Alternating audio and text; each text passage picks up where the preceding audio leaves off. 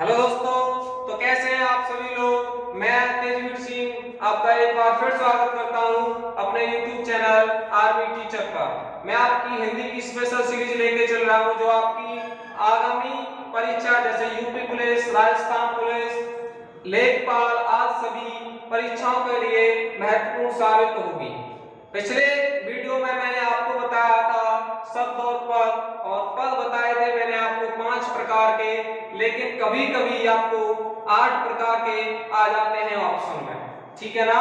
और सबसे पहले उसमें पद में बताया था मैंने आपको संज्ञा बताई थी कि 5 प्रकार की होती हैं और सभी का वर्णन मैंने आपको करके बता दिया था।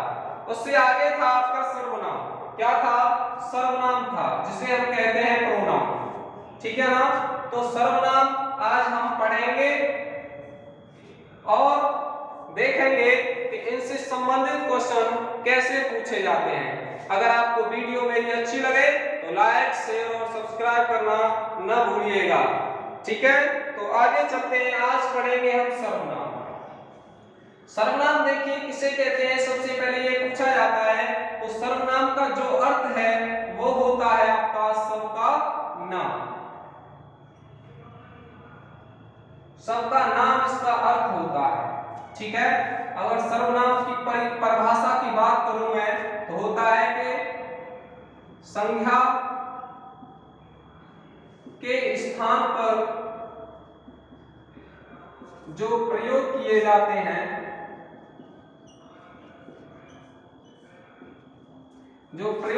जाते हैं, वो सर्वनाम कहलाते हैं।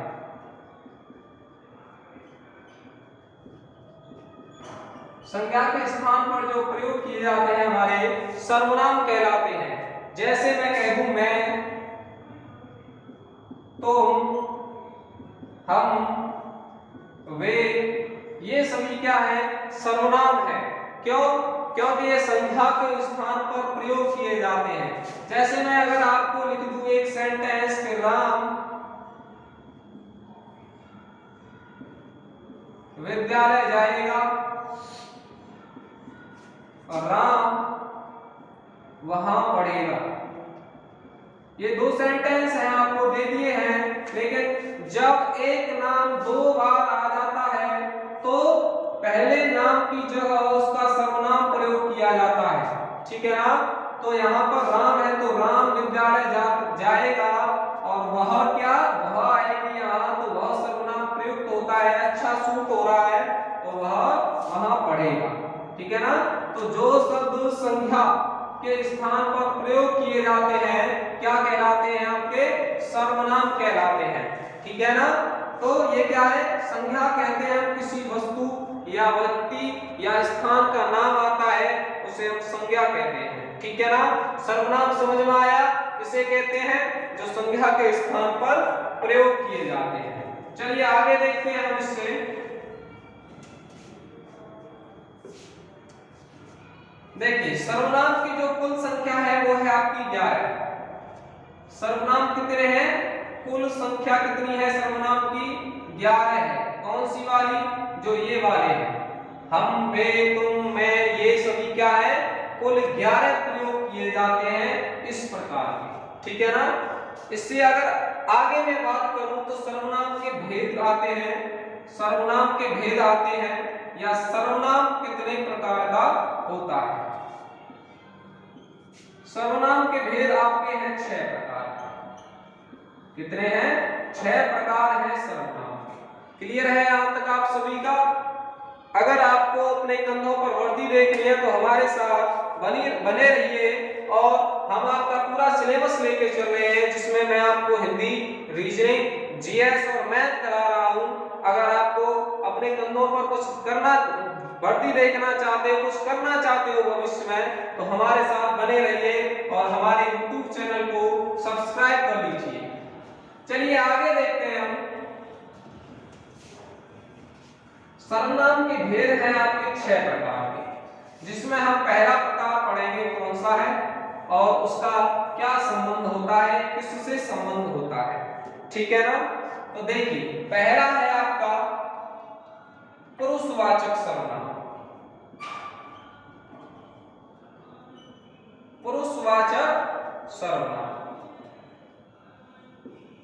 इसे हम कहते हैं पर्सनल प्रोनाउन। पर्सनल प्रोनाउन कहा जाता है इसे। ठीक है, क्या कार्य होता है इसका तो हम इससे आगे पढ़ेंगे। यानी पुरुषवाचक, आपको नाम से ही पता पड़ रहा है कि पुरुषवाचक कहां प्रयोग होगा, पुरुष अथवा स्त्री का नाम हो।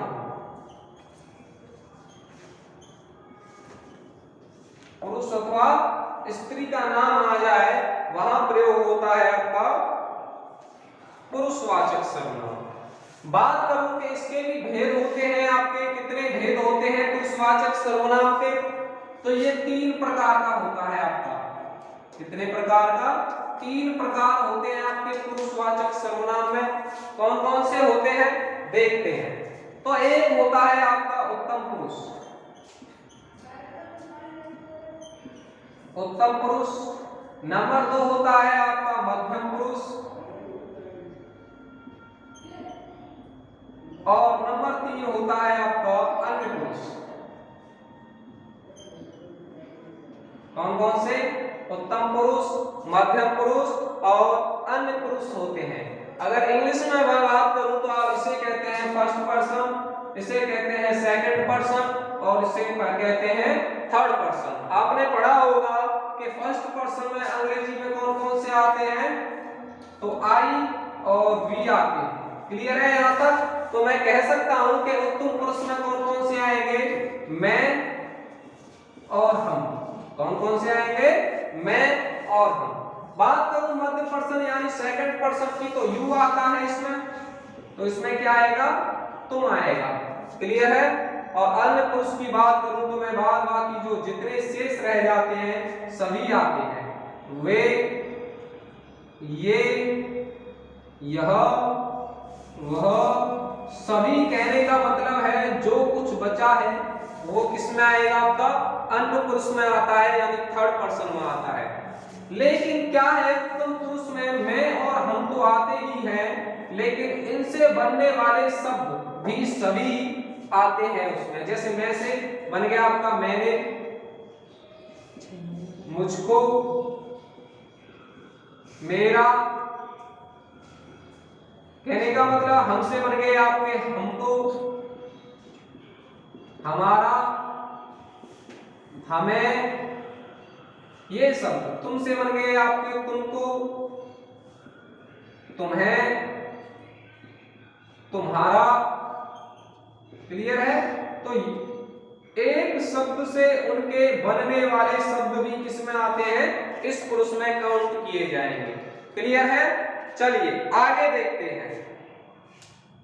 यह था आपका पुरुषवाचक सर्वनाम। जैसे आपसे अगर पूछा जाए कि मैं किस सर्वनाम में आता है, तो पुरुषवाचक सर्वनाम में आता है, और अगर पुरुष की बात करें तो उत्तम पुरुष में आता है। क्लियर है? चलिए आगे बढ़ते हैं और अगला देखते हैं कौन सा प्रोनाउन है।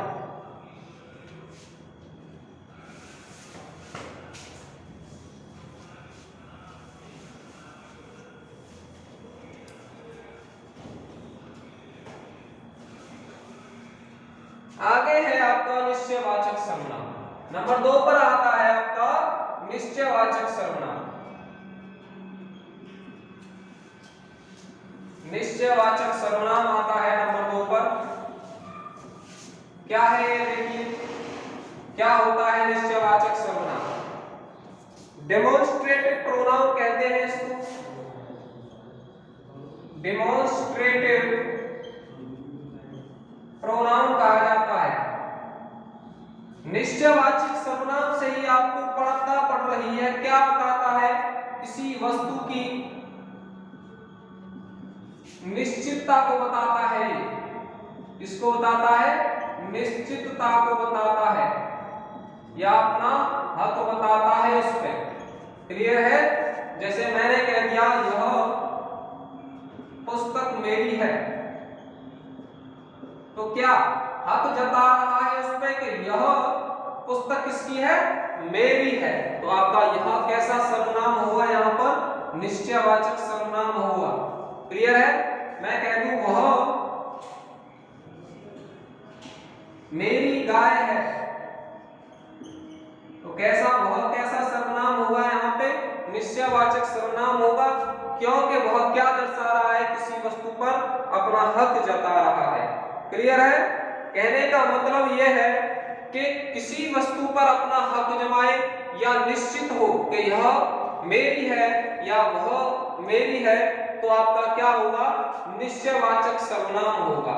अगर इससे भी डीपली पूछ लिया जाए आपको कि यह कैसा सर्वनाम है, तो यह निकट के लिए होता है, तो आपका निकटवर्ती सर्वनाम, निकटवर्ती निश्चयवाचक सर्वनाम क्या है, निकटवर्ती निश्चयवाचक सर्वनाम होता है, क्योंकि यह निकट की वस्तुओं को दर्शाने के लिए प्रयोग किया जाता है। यहां तक क्लियर है? आगे देखते हैं वह कैसा सर्वनाम है, तो वह आपका दूर के लिए प्रयोग किया जाता है, तो ये आपका दूरवर्ती निश्चयवाचक सर्वनाम है, दूरवर्ती निश्चयवाचक सर्वनाम है। यहां तक क्लियर है भाई लोग? अगर वीडियो अच्छी लग रही हो तो शेयर करना ना भूलिएगा और सब्सक्राइब तो साथ में करना है ही, ठीक है ना। इससे आगे देखते हैं, ये सर्वनाम समझ में आ गया आप सभी के? अगर आ गया है तो आगे देखते हैं इससे अगला सर्वनाम कौन सा है।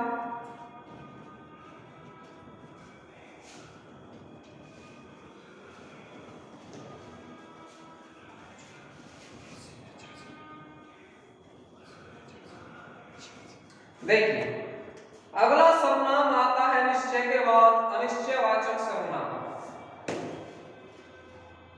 अनिश्चयवाचक सर्वनाम कौन सा है? अनिश्चयवाचक सर्वनाम है आपका। इसे कहते हैं हम कि जिन वस्तु या पदार्थों पर, कहने का अर्थ यह है कि जिन वस्तुओं पर हमारी निश्चितता न हो,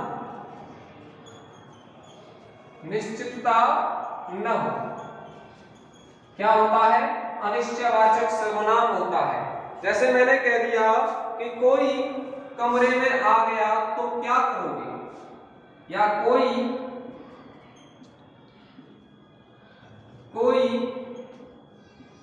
कमरे में है, ऐसे लिख देता हूं मैं, कोई कमरे में है। ये तो पता है हमको कि कोई कमरे में है, लेकिन पता है कि कौन है, ये हमको निश्चित नहीं है कि कौन है। तो आपका जो कोई है क्या है, आपका अनिश्चयवाचक सर्वनाम है। यहाँ पर निश्चित नहीं है कौन है, लेकिन है, अनिश्चयवाचक सर्वनाम है यहाँ पर कोई है, ठीक है ना। अगर मैंने लिख दिया गिलास में कुछ है, तो कुछ कैसा सर्वनाम है यहाँ पर? अनिश्चयवाचक सर्वनाम है, क्योंकि निश्चित नहीं है कि गिलास में क्या है। ये तो निश्चित है कि गिलास में कुछ है, लेकिन निश्चित नहीं है कि गिलास में क्या है, तो कुछ यहाँ पर अनिश्चयवाचक सर्वनाम होगा। अगर इस सेंटेंस में बात करूं तो कोई होगा आपका अनिश्चयवाचक सर्वनाम। अगर इससे भी डीपली पूछ लिया जाए आपको कि कोई कैसा सर्वनाम है, तो आप बात करेंगे कि ये प्राणी बोधक होता है। कैसा होता है? प्राणी बोधक अनिश्चयवाचक सर्वनाम है, प्राणियों के लिए प्रयोग किया जाता है। प्राणी बोधक अनिश्चयवाचक सर्वनाम कहलाता है जो कोई है। अगर बात करूं मैं कुछ की, तो कुछ आपका जो है वस्तु बोधक है। कैसा है? वस्तु बोधक सर्वनाम कहलाता है, अनिश्चयवाचक सर्वनाम है।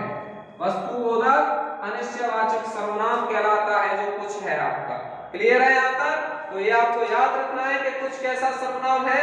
वस्तुबोधक अनिश्चयवाचक सर्वनाम है जो वस्तुओं को डिनोट करता है या पदार्थों को डिनोट कर सकता है। मैं कह सकता हूं अगर कोई की बात करें तो आपको प्राणीबोधक अनिश्चयवाचक सर्वनाम है जो व्यक्तियों के हाव भाव को दर्शाता है, उनके व्यक्तित्व को दर्शाता है। ठीक है ना। इससे आगे बात करते हैं। नंबर 4 आता है हमारा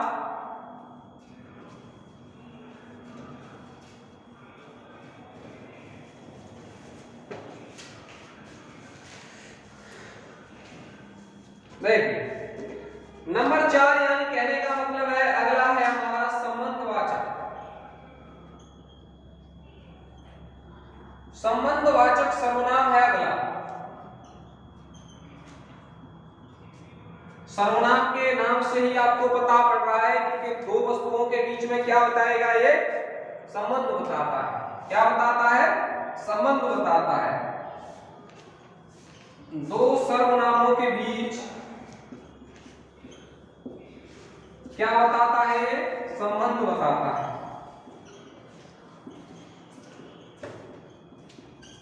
संबंध बताता है। जैसे मैंने कह दिया, मान लो कि जो और जो सो शब्द है, जो सो, ये जो शब्द है क्या है? संबंधवाचक सर्वनाम में आते हैं। कैसे?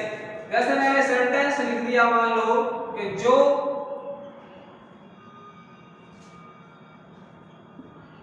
बोएगा सो काटेगा, ऐसे आता है। ठीक है ना? और अगर मैं कह दूं जैसे कि जो आया है सो जाएगा, ठीक है ना? तो ये कैसा संबंध है? संबंध दर्शा रहा है दो सर्वनाम या सेंटेंसों के बीच में, तो संबंधवाचक सर्वनाम होगा। मैंने अगर लिख दिया जैसी करनी वैसी भरनी, तो आपका कैसा सेंटेंस है? ये संबंधवाचक सर्वनाम बताना है, टिक करना है। ठीक है? क्योंकि यहां पर जैसी, वैसी, जो, सो, जैसा, वैसा, जैसा, वैसा, जिसमें आ जाए ऐसे शब्द, वो क्या होते हैं? आपके संबंधवाचक सर्वनाम होते हैं, जो दो सर्वनामों या सेंटेंसों के बीच में क्या दर्शाते हैं? आपके सर्वनाम संबंध दर्शाते हैं। ठीक है ना? अगर इससे आगे बात करूं तो जैसे कह देते हैं कि जैसा बोया है वैसा काटेगा, तो ये ऐसे आपके क्या है? सर्वनाम है, जो आपके सभी आगामी परीक्षाओं या परीक्षाओं में, रेल आपका यूपी पुलिस है, पटवारी हुआ, आज सभी परीक्षाओं में पूछे जाते हैं। चलिए आगे देखते हैं आपका इससे अगला सवाल, इससे अगला सर्वनाम कौन सा है? नंबर 4 के बाद आता है आपका नंबर 5, जो इंपोर्टेंट भी है और अच्छा भी है। देखते हैं। इससे अगला है आपका नंबर 5 पे प्रश्नवाचक सर्वनाम। कौन सा है भाई लोग? प्रश्नवाचक सर्वनाम।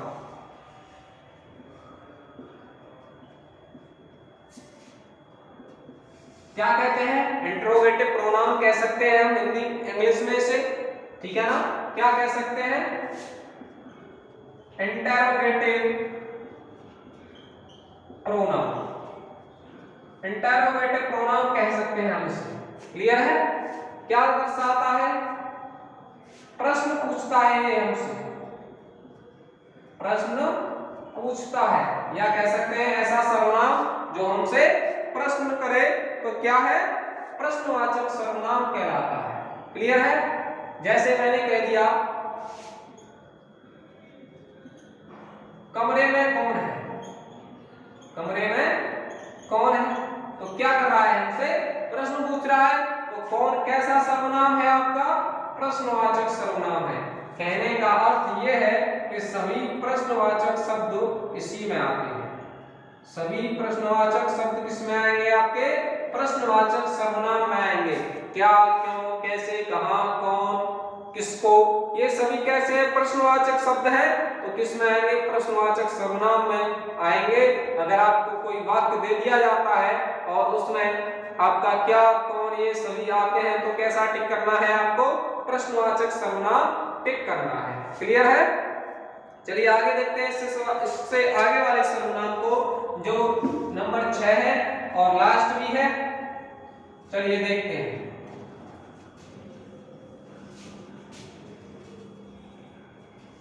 इससे आगे वाला आपका सर्वनाम है निजवाचक सर्वनाम, जो आपका अंतिम है। निजवाचक सर्वनाम। ठीक है ना? निजवाचक सर्वनाम क्या होता है?